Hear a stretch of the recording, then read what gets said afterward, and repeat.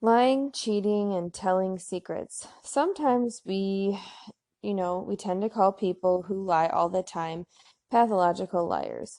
Someone who lies even when they really don't need to be lying. Some even believe that those with personality disorders or have so-called manic episodes are the ones that tend to lie more often or seem to be those so-called pathological liars.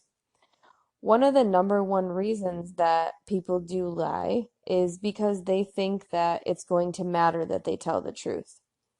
Maybe the issue is enormous to them in their eyes, but to other people it could be very minor and no reason, in that moment to be lying about it. And not at all to others they're surrounding themselves with are going to, like I said, think that that situation is even enormous in the least bit, and it can be a minor issue. There may be times when the person is trying to be in control, so to speak, so the peers that they're surrounding themselves with, like I said again, will give them the reactions, or even respond the way that they want them to respond or desire them to respond. Maybe telling the truth in someone's eyes can be hurtful, and they don't want to be hurtful in that way. They want to be respectful. They don't want to tell a lie that to them may think be hurtful to you or someone else. People genuinely have lied over and over that they feel, they have to continue to lie, or for that other person again, for them to respect them. The truth may be, honest to God, long gone. I mean, this could be months, years, days, hours, long gone, and the lying has continued to work for them. And I'll get into, these in a little bit more detail here, and excuse a little bit of background noise. Once people start lying and the lie seems to lead farther and farther from the truth, or what some would call it is the snowball effect.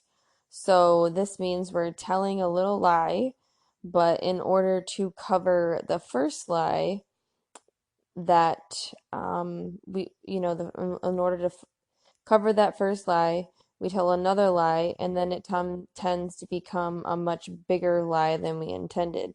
So then we kind of get that snowball effect. We start with something little, and they're like, oh crap, now I lied already.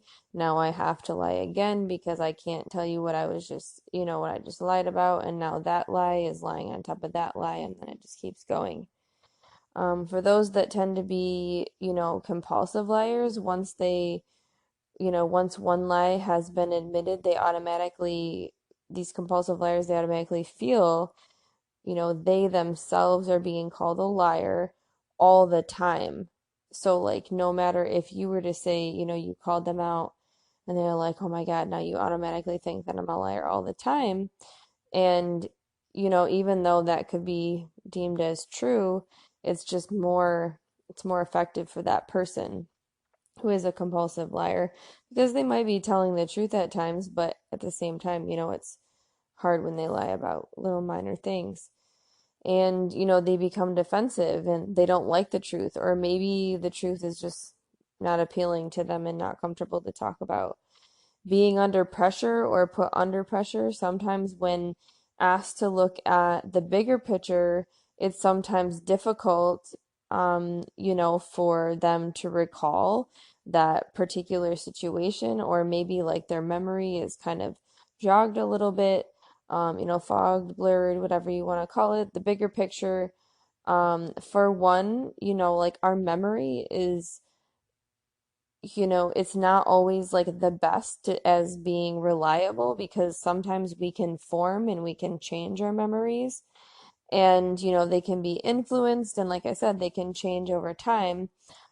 So when under pressure, what comes out in the moment, that is that could be the truth, or it might not be the truth. Maybe they've been influenced by stress and in environmental factors, and they kind of conform to moment beliefs. So like in that moment, even though their memory might possibly be telling them something different, or if you're having a conversation and they just want to be, they're in that moment right there. So they're like, okay, like this is the truth, and that's what they feel in that moment is the truth. They're not necessarily lying to you at all, that they are telling you the truth.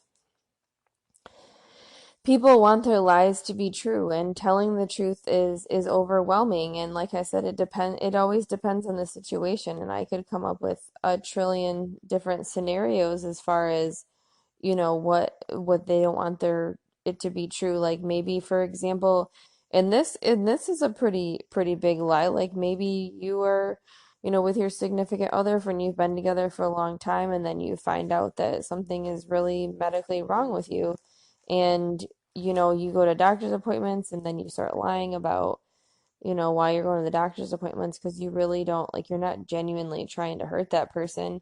You just don't want them to be hurt. And I feel like it's a lot to do with that. Telling the truth is overwhelming, and maybe, that saying it over and over it's creating it to be true for them even more so, because now they've had to tell that person. Most people are genuinely honest and open people and mean the things that they do say.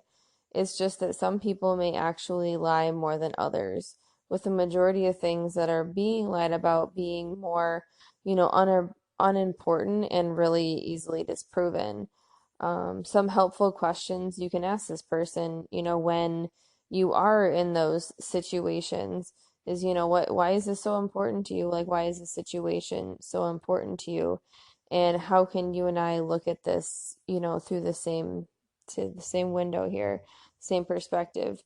Having empathy, but also teaching people the importance of being honest with each other. It's not worth lying when it could really hurt another person in the end, kind of like what I mentioned before. And, a couple more things about why people lie, and then what the importance of teaching people, to be honest, and then we'll move on to cheating. So other people, they lie because they're avoiding punishment. This is a number one reason why people tell serious lies, like big serious lies. Speeding, 15 miles and over, and pulling um some crazy excuse so you don't have to get a ticket, because then you get points on your license, you get a ticket, and then if you're still living with your parents, you gotta tell your parents you were speeding, and then there's double the punishment at that point. You get to home late or home too late from curfew, so you had to lie to your parents so you don't get grounded. Or maybe, you're like that rebel type, and you have parents who are kind of strict, and you just feel like anything that you do is not something they're going to approve of, so you just constantly are lying to them so that you can get away with doing things you really think are fun to do. Goofy things to do.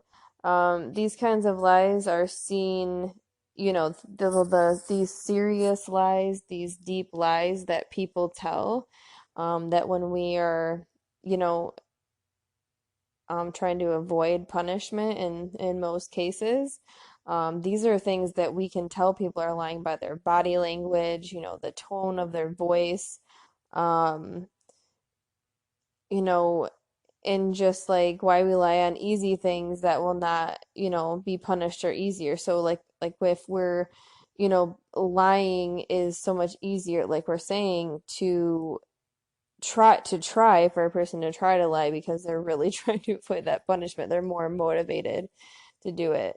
And another reason, and like this coincides with kids having to come home, the curfew, and they are like, oh, hey, well, I want to stay at this party longer, so I'm going to come up with some excuse. And, these excuses like, oh, my phone died on my way there, or I got stuck by a train. I know some of us could use that excuse. Sometimes for a man, then this ties into my cheating part too. For a man cheating on his wife, using a good excuse that he left his ringer off, when he was working late in the office because he didn't want to be disrupted. And, maybe he said it really smoothly, and, whatever, that's personality, that's whatever however he thinks to lie to her. And, you know, when really he's off using um, drugs, or maybe he's off, you know, like I said, doing the drugs and maybe being with other women, things like that. It doesn't necessarily have to be cheating. Um, and once he continues to lie like that, then it works. Then he's like, okay, well, I'm just gonna keep using simple excuses like that because it worked for you. And like I said, staying out later, partying with your friends so that they like so you can stay out later and have more fun. And another reason that people tell some real serious lies is protection. So even though maybe the person that you are protecting did do something wrong and you have to be questioned for that person, then you might you know,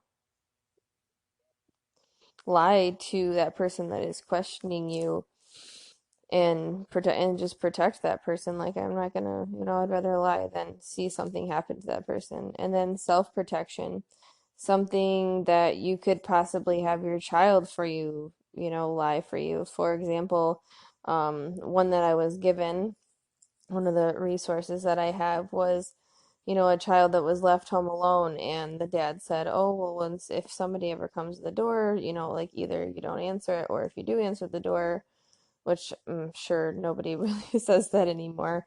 Or maybe if somebody calls or something like that, you know, to ask where dad is, and they'll be like, "Oh, hey," or "Mom," whatever, is in their bedroom taking a nap when really like they're off doing something else.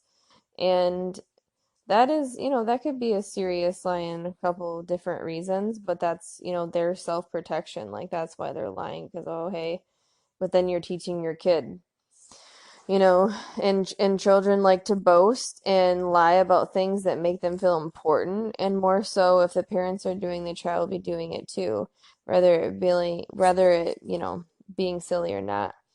And some people, you know, have the thrill of lying, avoid being embarrassed by the truth, so they lie instead. Um, you know, they like to see if one lie works and then they can keep getting away with it.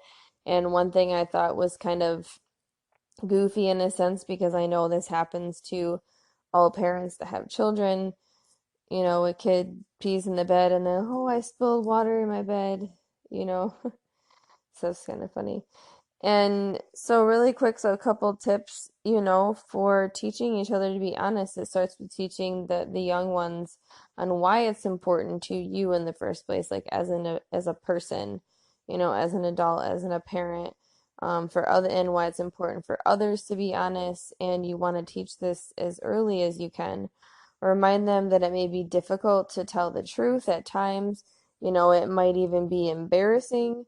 And not only lying, you know, and it can cause problems, but once someone lies to you, you are continuously questioning them on what they're doing all the time. And this goes for, you know, all relationships.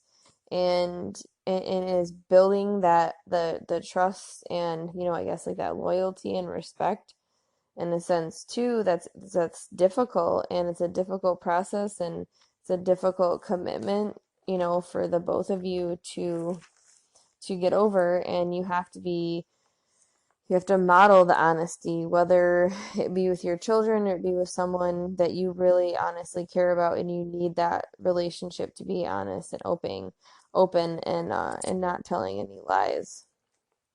So cheating is the next topic. Why do people cheat? What is, you know, their motivations? Is it deliberate? What is the environmental factors?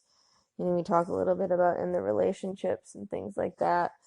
You know, relationships, there's studies that say that 90% of people feel it's wrong to cheat on their significant other, although 90% of people, again, like I said, say that they say it's wrong. They believe that it's wrong to cheat on their significant other. But yet, 30 to 40% of people still do it. Now, that's almost half. I mean, that's not almost, that's half of the people. Because if you're at 90%, that's half of the people that already that do it. So half the people say that they think